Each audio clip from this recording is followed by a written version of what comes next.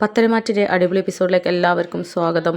അങ്ങനെ നമ്മുടെ ആദർശ് പടിയിറങ്ങിപ്പോയതിൽ മുത്തശ്ശന് വളരെ സങ്കടമുണ്ട്. ഇക്കാര്യത്തെക്കുറിച്ച് മുത്തശ്ശിയോട് പറയുന്നുണ്ട്. ഞാൻ ഇവിടെ നിന്ന് പോകുന്നത് തടയാതിരുന്നതും അവനെ അടിച്ചതും അവനൊരു വാശി വരാനും നമ്മുടെ ഈ ഒരു തകർച്ചയ്ക്ക് പിന്നിൽ ആരാണ് എന്നുള്ളത് കണ്ടെത്താനും ഒക്കെയാണ്.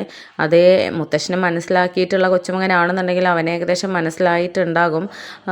അവന് മനസ്സിലാക്കാതിരിക്കില്ല എന്നൊക്കെ ഇങ്ങനെ മുത്തശ്ശിയോട് പറയുന്നുണ്ട്. അപ്പോൾ ആ സമയത്ത് മുത്തശ്ശി പറയുന്നുണ്ട്, എന്തായാലും ഇങ്ങനെയുള്ളൊരു മുഖം ഇതുവരെ ഇദ്ദേഹത്തിൻ്റെത് നമ്മുടെ കൊച്ചുമകൻ കണ്ടിട്ടില്ലല്ലോ. അതുകൊണ്ട് തന്നെ അവന് നല്ല സങ്കടമായിട്ടുണ്ട്.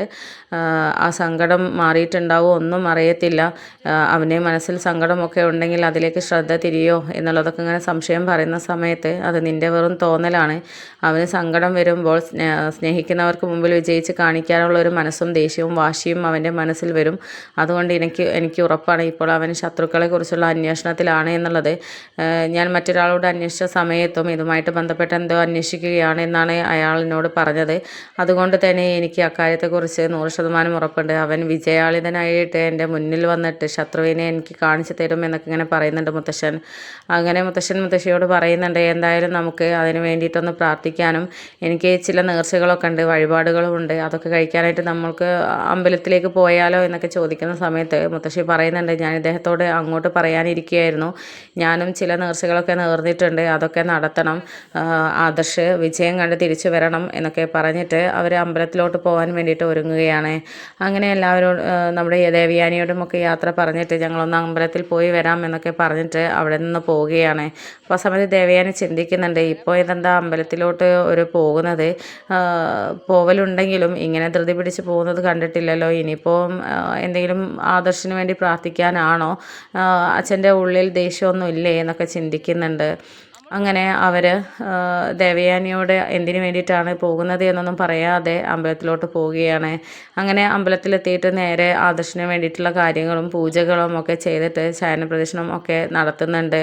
അങ്ങനെ ആകെ ക്ഷീണിച്ച് പുറത്തോട്ട് വരുന്ന സമയത്താണ് മുത്തശ്ശൻ ആ കാഴ്ച ആദർശിന് വേണ്ടിയിട്ട് പ്രാർത്ഥിച്ച് ആദർശിൻ്റെ വിജയം കൺമുന്നിൽ കാണിച്ച് തരണേ എന്നൊക്കെ പ്രാർത്ഥിച്ച് പുറത്തിറങ്ങുന്ന സമയത്താണ് നമ്മുടെ മുത്തശ്ശനെ ഞെട്ടിച്ചു കൊണ്ടിട്ടുള്ള ആ ഒരു കാഴ്ച കാണുന്നത്.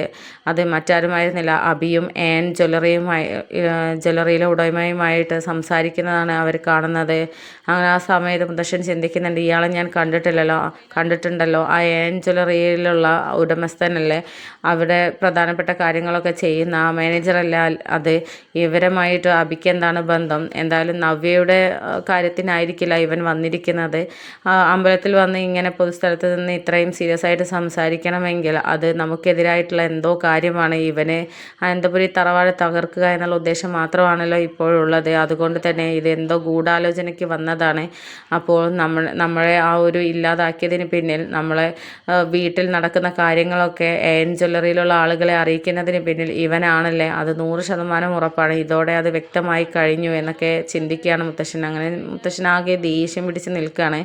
ഇവൻ എത്ര കൊടുത്തിട്ടും എത്ര പറഞ്ഞിട്ടും ഇവന് മനസ്സിലാകുന്നില്ല. കൂടെ ഇവന് താഴത്തോട്ട് പോയിട്ട് തരം താഴ്ന്നിട്ട് നമ്മളെ ഇല്ലാണ്ടാക്കാനാണ് ശ്രമിക്കുന്നത്. ഒരു സ്വന്തം കുടുംബത്തെ ഇല്ലാതാക്കുന്ന ഒരു വ്യക്തി ഉണ്ടെങ്കിൽ അത് ഇവനും ഇവൻ്റെ അമ്മയും മാത്രമാണ്.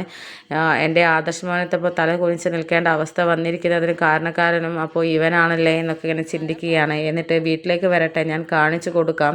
ഇതുവരെ എൻ്റെ ഒരു മുഖമേ ഇവൻ കണ്ടിട്ടുള്ളൂ, ഇനി മറ്റൊരു മുഖമാണ് ഇവൻ കാണാൻ പോകുന്നത്.